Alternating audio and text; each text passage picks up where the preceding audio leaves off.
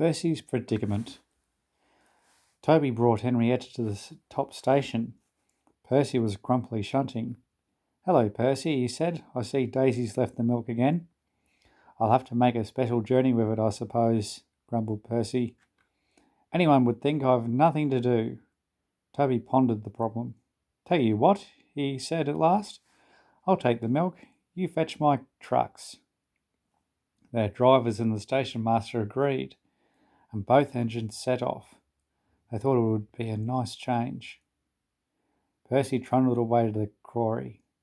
He'd never been there before. "It's steep," he thought, "but I can manage.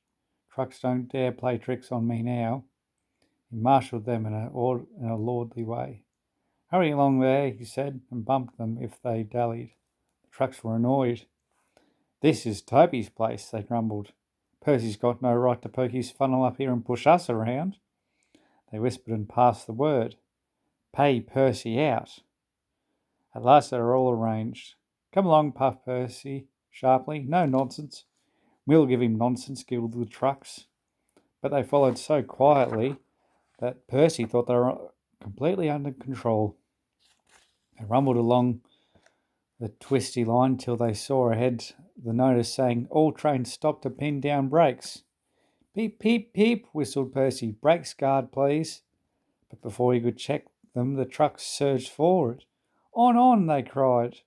Percy, taken by surprise, could not stop them, and in a moment they were careering down the hill. "Help, help," whistled Percy. The man on duty at the crossing rushed to warn traffic with his red flag, but it was too late to switch Percy to the runaway siding. A slow-moving cockerel lost his tail feathers as Percy thundered across, but Percy couldn't bother with him. He had other things to worry about. Frantically trying to grip the rails, he slid past the engine shed into the yard. "Peep, peep, look out," he whistled. His driver and fireman jumped clear. Percy shut his eyes and waited for the end. At the end of the yard, there are sheds where workmen shape rough stone brought from the quarry. Then they had it loaded into trucks, which were pulled into a siding out of the way. A train of these stood here when Percy came slithering down. The guard had left his van. He was talking to the station master. They heard a frantic whistling, a splintering crash. They rushed from the office. The brake van was in smithereens. Percy, still whistling fit to burst, was perched on a couple of trucks, while his own trucks were piled up behind him. The Fat Controller arrived next day.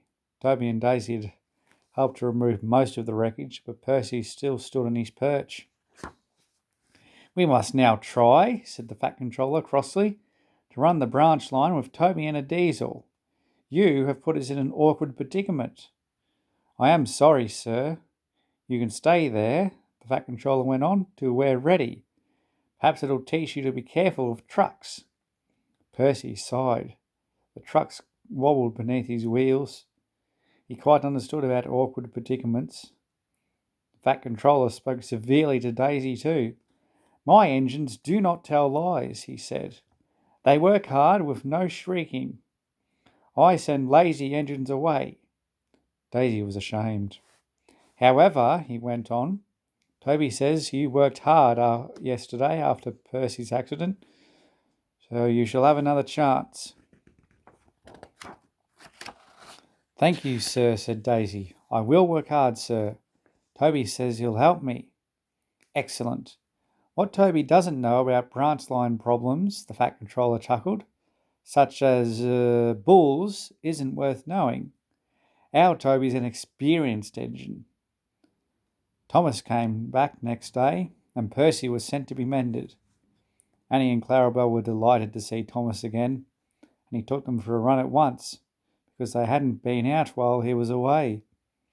Thomas, Toby and Daisy are now all friends. Daisy often takes the milk for Thomas, and when Toby is busy, she takes Henrietta. Toby has taught Daisy a great deal. She shooed a cow off the line all by herself the other day. That shows you, doesn't it?